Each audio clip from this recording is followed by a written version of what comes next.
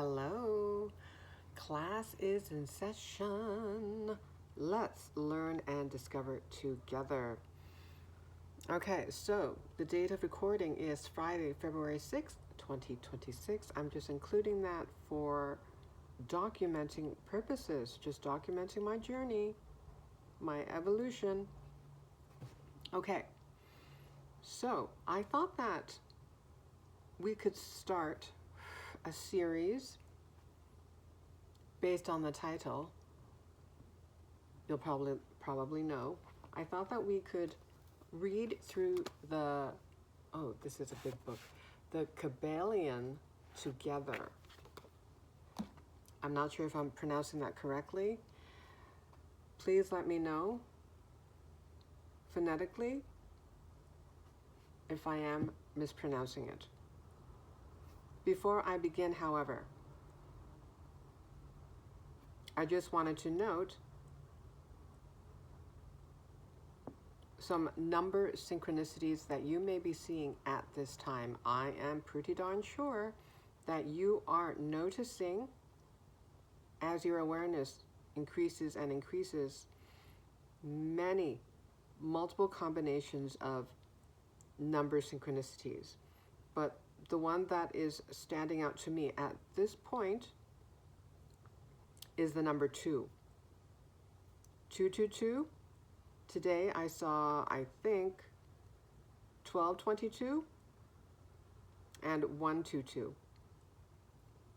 So ones and twos. So let's go through some of the meanings. And remember, as a sovereign being that you are, the creator of your life, you can accept the information that I read to you or not. You will know whether the meanings resonate with you or not, because we all have an intimate relationship, our own individual relationships with Source, right? And so we may even have just personalized meanings within that relationship with Spirit. Okay, so let's go through the spiritual significance of number 222 in numerology. The number 222 is often regarded as an angel number, which is believed to convey messages from the spiritual realm. It signifies that you are on the right path, even if you face uncertainties. I'm going to repeat that. Even if you face uncertainties. This number encourages you to trust the process and remain patient as you navigate through life's challenges.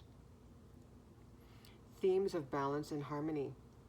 In numerology, the number 2 represents duality, relationships, and cooperation.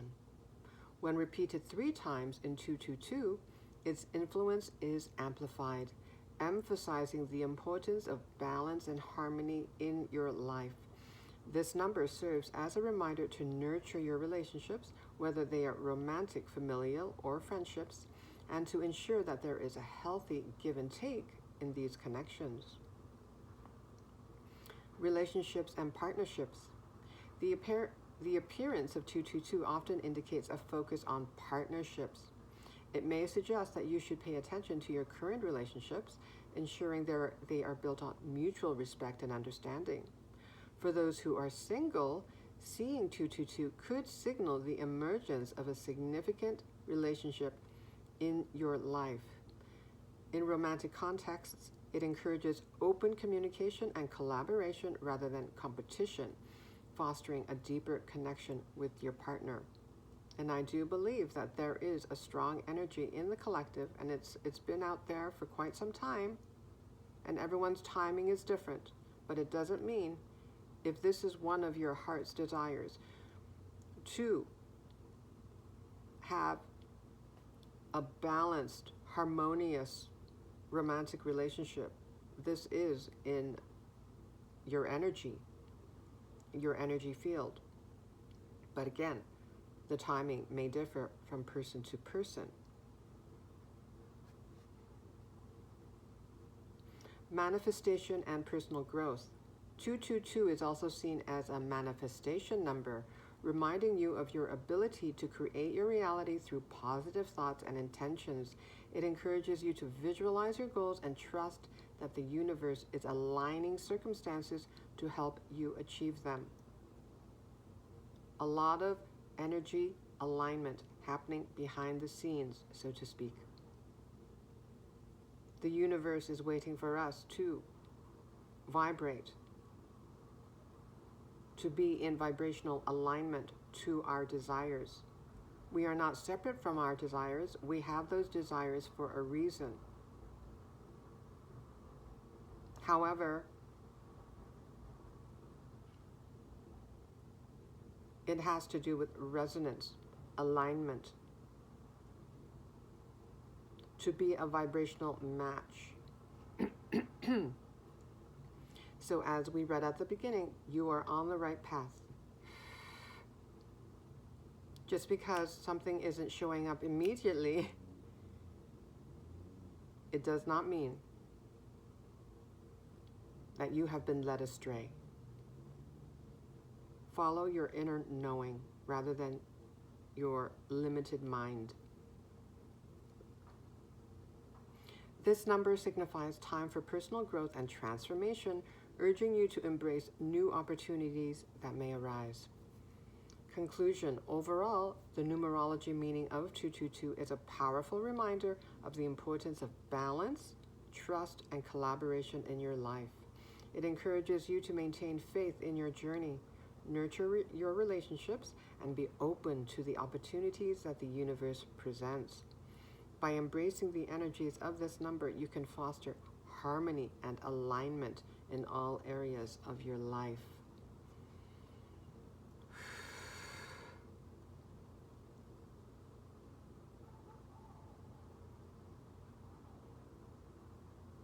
And I'll read also the meaning of 122. It doesn't go on as long as 222, and it's similar, but let's just read the significance of 122. In numerology, the number 122 is often interpreted as an angel number that signifies balance, very significant energy of balance, new beginnings, and personal freedom. Here are some key meanings associated with it. Balance and harmony. The number 122 encourages you to achieve balance in your life and maintain harmony in your relationships. New beginnings. It symbolizes the start of new ventures and opportunities, urging you to embrace change. Personal freedom. The energy of 122 resonates with independence, curiosity, and adventure, encouraging you to express your true self. And personal freedom, it makes me think of how we are heading into the year of the fire horse that begins on February 17th, 2026. As I said at the beginning, I am recording this on February 6th, 2026. Okay, last point, spiritual guidance. It serves as a reminder from the universe of your angels to align your thoughts and actions with your true purpose.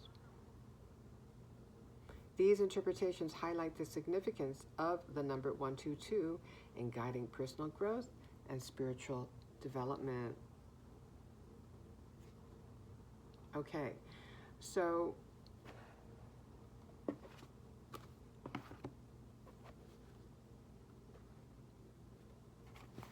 I thought that we could go chapter by chapter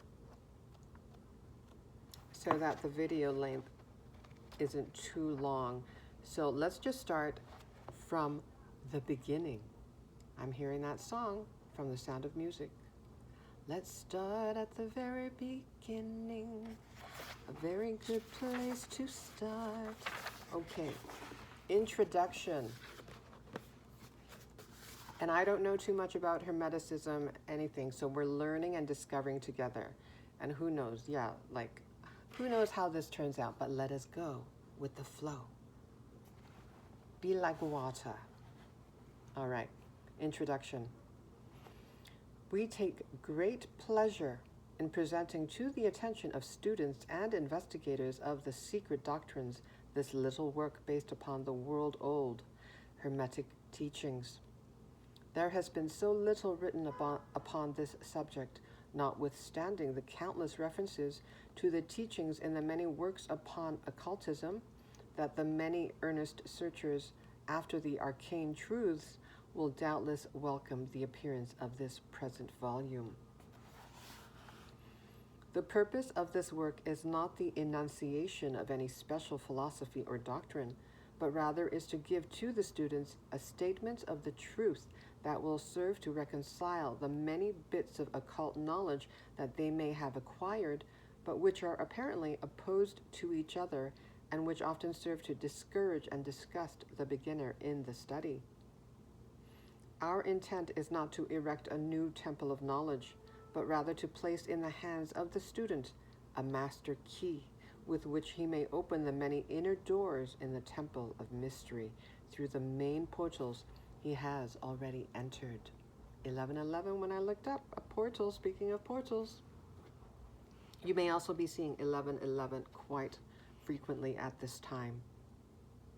There is no portion of the occult teachings possessed by the world which have been so closely guarded as the fragments of the Hermetic teachings which have come down to us over the tens of centuries which have elapsed since the lifetime of its great founder, Hermes Trismegistus, the scribe of the gods, who dwelt in old Egypt in the days when the present race of men was in its infancy. Contemporary with Abraham and, if the legends be true, an instructor of that venerable sage, Hermes was and is the great central sun of occultism, whose rays have served to illumine the countless teachings which have been promulgated since his time. All the fundamental and basic teachings embedded in the esoteric teachings of every race may be traced back to Hermes. Forgive me if I'm mispronouncing his name. Even the most ancient teachings of India undoubtedly have their roots in the original Hermetic teachings. From the land of the Gange, many advanced occultists wandered to the land of Egypt and sat at the feet of the master. From him they obtained the master key, which explained and reconciled their divergent views, and thus the secret doctrine was firmly established. From other lands also came the learned ones, all of whom regarded Hermes as the master of masters, and his influence was so great that in spite of the many wanderings from the path on the part of the centuries of teachers in these different lands, there may still be found a certain basic resemblance and correspondence which underlies the many and often quite divergent theories entertained and taught by the occultists of these different lands today. The student of comparative religions will be able to perceive the influence of the Hermetic teachings in every religion worthy of the name, now known to man, whether it be a dead religion or one in full vigor in our own times. There is always certain correspondence in spite of the contradictory features, and the Hermetic teachings act as the great reconciler. The life work of Hermes seems to have been in the direction of planting the great seed truth, which has grown and blossomed in so many strange forms, rather than to establish a school of philosophy which would dominate the world's thought. But, nevertheless, the original truths taught by him have been kept intact in their original purity by a few men each age, who, refusing great numbers of half-developed students and followers, followed the Hermetic custom and reserved their truth for the few who were ready to comprehend and master it. From lip to ear, the truth has been handed down among the few.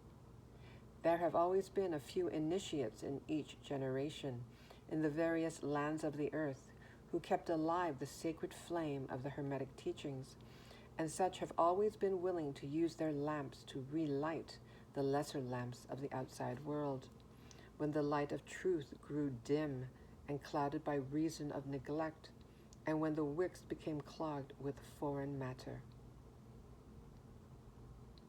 There were always a few to tend faithfully the altar of the truth, upon which was kept alight the perpetual lamp of wisdom. These men devoted their lives to the labor of love, which the poet has so well stated in his lines. Quote, "Oh, let not the flame die out, cherished age after age in its dark cavern, in its holy temples cherished, fed by pure ministers of love, let not the flame die out." End quote. These men have never sought popular approval nor numbers of followers. They are indifferent to these things, for they know how few there are in each generation who are ready for the truth or who would recognize it if it were presented to them. They reserve the, quote, strong meat for men, end quote, while others furnish the, quote, milk for babes, end quote. They reserve their pearls of wisdom for the few elect who recognize their value and who wear them in their crowns, instead of casting them before the materialistic vulgar swine, who would trample them in the mud and mix them with their disgusting mental food. But still these men have never forgotten or overlooked the original teachings of Hermes regarding the passing on of the words of truth to those ready to receive it, which teaching is stated in the Kybalion as follows. Quote, "Where fall the footsteps of the master, the ears of those ready for his teaching open wide." End quote. And again, quote, "When the ears of the student are ready to hear, then cometh the lips to fill them with wisdom." End quote. But their customary attitude has always been strictly in accordance with the other Hermetic aphorism, also in the Kybalion. Quote, "The lips of wisdom are closed, except to the ears of understanding." End quote. There are those who have criticized this attitude of the Hermeticists and who have claimed that they did not manifest the proper spirit in their policy of seclusion and reticence. But a moment's glance back over the pages of history will show the wisdom of the masters, who knew the folly of attempting to teach to the world that which it was neither ready or willing to receive. The Hermetists, have never sought to be martyrs and have instead sat silently aside with a pitying smile on their closed lips, while the, quote, heathen raged noisily about them, end quote, in their customary amusement of putting to death and torture the honest but misguided enthusiasts who imagined that they could force upon a race of barbarians the truth capable of being understood only by the elect who had advanced along the path. And the spirit of persecution has not as yet died out in the land.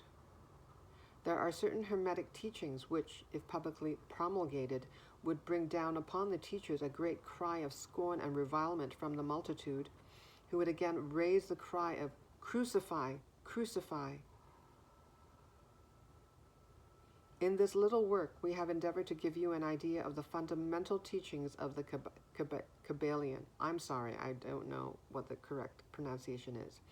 The Kybalion, striving to give you the working principles, leaving you to apply them yourselves, rather than attempting to work out the teaching in detail.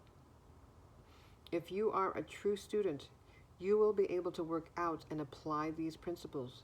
If not, then you must develop yourself into one, for otherwise the Hermetic teachings will be as, quote, words, words, words, end quote, to you. The three initiates.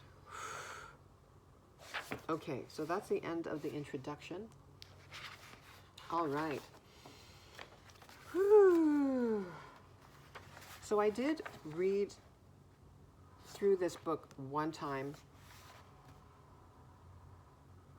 And yeah, this is something that I will have to keep going over and over. A single pass will not do. There are some passages that I underlined that resonated with me the first time that I read this. And I'll go over them. So this quote, "Where fall the footsteps of the master, the ears of those ready for his teaching open wide." Also, "When the ears of the student are ready to hear, then cometh the lips to fill them with wisdom."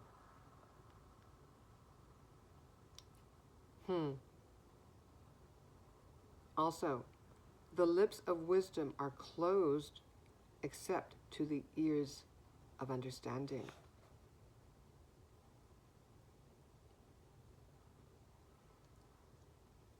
These quotes sound quite similar to, I think, what may be included. I could be wrong. I could be wrong. Is it Lao Tzu in the Tao Te Ching? I'm not sure. Okay, I'm curious. Let's just...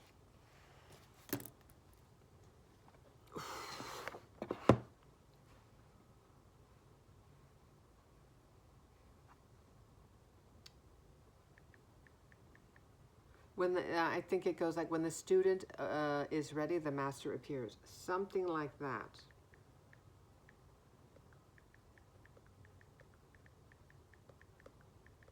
And it was mentioned in the introduction how there is such an interconnectedness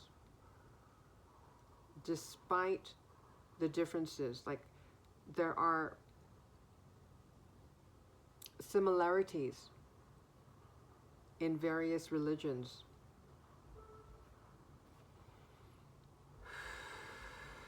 Okay, it is the quote, "When the student is ready, the teacher will appear," is a profound saying that emphasizes the importance of readiness in the learning process. Yes, readiness make me think of alignment as well.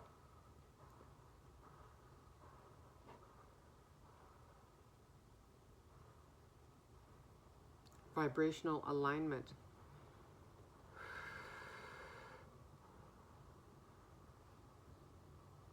Okay. Origin and meaning. This quote is often attributed to the Tao Te Ching, an ancient Chinese text attributed to Lao Tzu. I don't know if I'm pronouncing that correctly. It suggests that true learning occurs when the student is prepared to receive knowledge. Making me think of being an empty vessel, right? To receive, to be open, indicating that the right guidance or teacher will come into one's life at the appropriate time. Make me think of divine timing. This connection is rooted in various spiritual and philosophical traditions, including Buddhism and Hinduism, which emphasize the importance of inner readiness, spiritual readiness, for growth and enlightenment.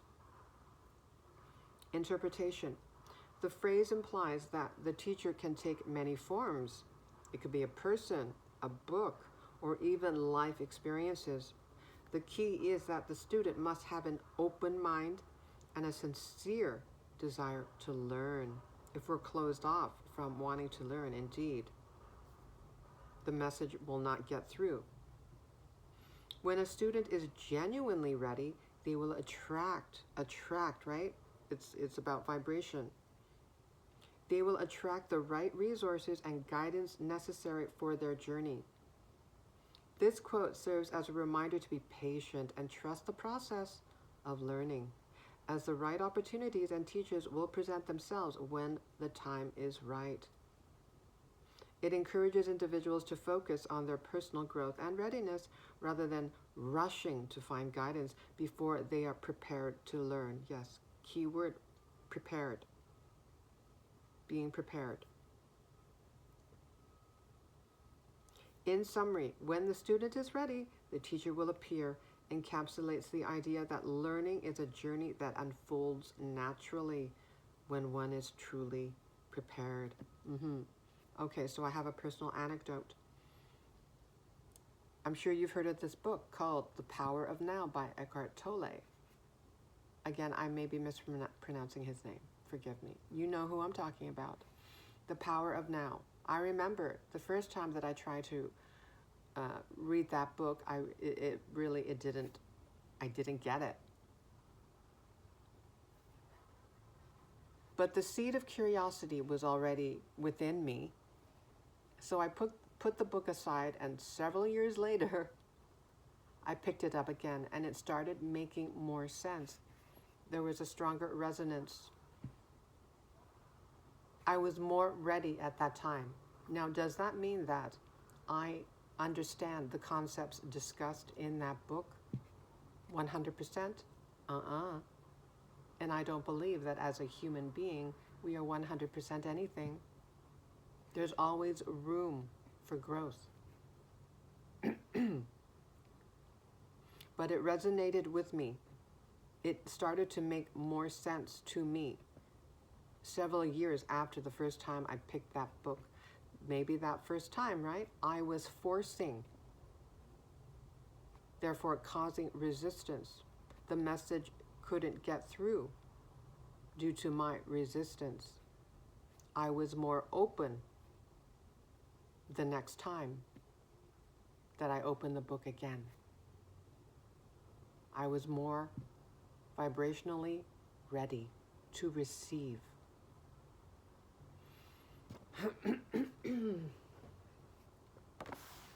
Okay, so let's see. Do let me know your thoughts. If you've read the Kybalion or just let me know how to correctly pronounce this word. I did try to look it up online, but I don't know. All right, so that was the introduction. I think I'm going to stop there because, yeah, we're almost at half an hour. So, yeah, do feel free to contribute your thoughts. What stood out to you? I know the introduction was short, but yeah. I'll try to, depending on my energy, make a video reading each chapter of the Kybalion. And as you noticed, it's not just, the video is not a straight read. I would like to interject when a thought pops in my mind. We can have a conversation, a meeting of minds, so to speak. Just exchange ideas. So there you go. Yep, I'm going to, well, maybe I can just get a card. Get a card. Okay.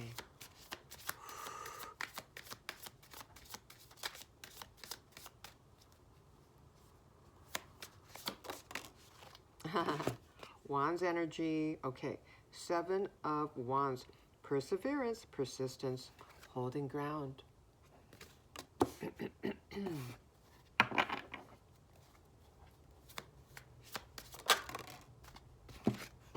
Ace of Pentacles. Investment, material gain, opportunities. Material opportunities. New beginnings. We read about that. Okay. 10 of Wands. Burden, obligation, duty, the final push. This is a gestation period at this time before we're pushed into a new timeline.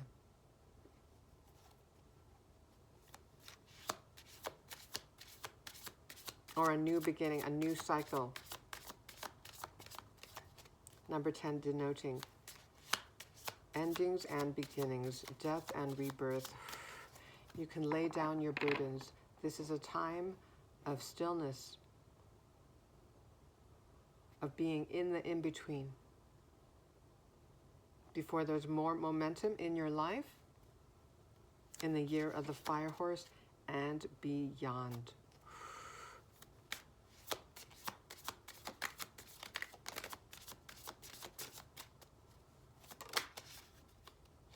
Now we have the Page of Pentacles. Studious. Well, look, yeah, we're students here, students of learning, students of life. I'm hearing students of vibration. Okay, Page of Pentacles, studious, practical, grounded, focused.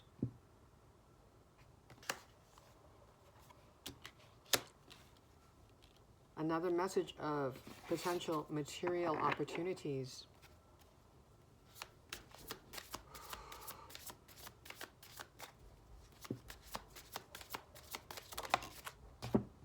And look at this. We have the Nine of Cups, contentment, gratitude, wishes fulfilled.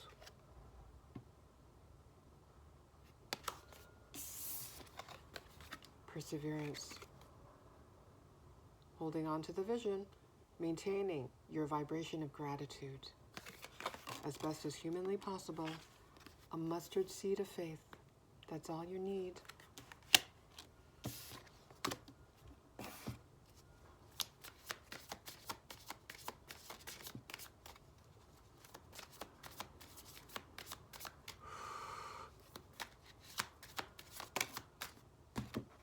Knight of Wands, and there's a horse here.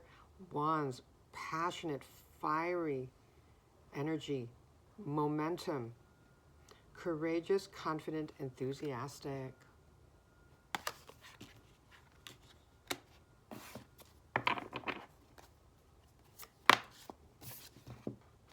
We have the Moon, the unknown, illusion, psychic awareness. Yep, a lot is a strong energy of mystery. However, you feel intuitively that lots of opportunities, changes, new energies are about to enter your life. Yes, but currently you're in between.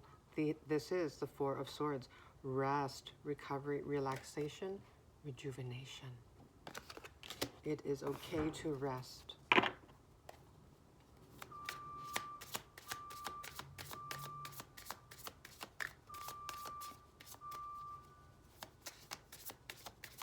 That makes me think of what we read about the meanings of 222 and 122. Balance, harmony. Spirit is always reminding us about getting balanced. Remaining as grounded as possible.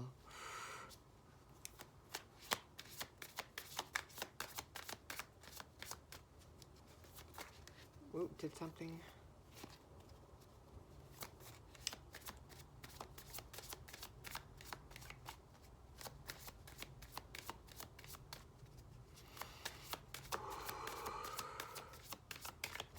You're getting prepared, energetically prepared. That makes me think of the quote that we looked up. When the student is ready, the teacher will appear.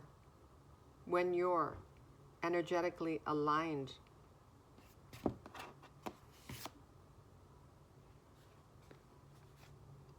your desires will appear. Oh, look at this. The devil, the shadow, the material, breaking the chains. Oh, I didn't cover the photo. Oh. Okay.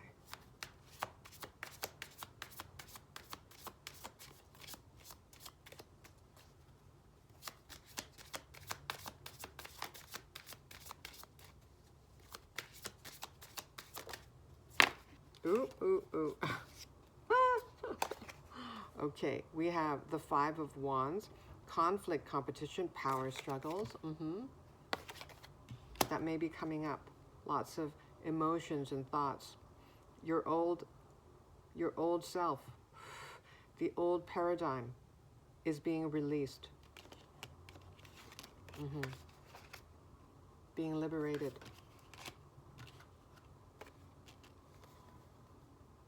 Yeah, balance is being restored. Justice. Number 11. I think I mentioned 1111 earlier. Truth. Balance, there's that word. Integrity, fairness. Okay. Balance is being restored. You're being energetically balanced. Whatever comes up,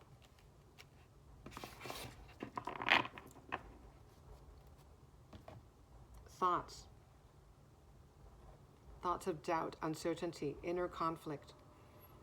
It doesn't mean that you're going backwards. It is proof, confirmation that you are no longer vibrationally aligned to the old paradigm, to those old fear-based limited energies. They're trying to hold on for dear life.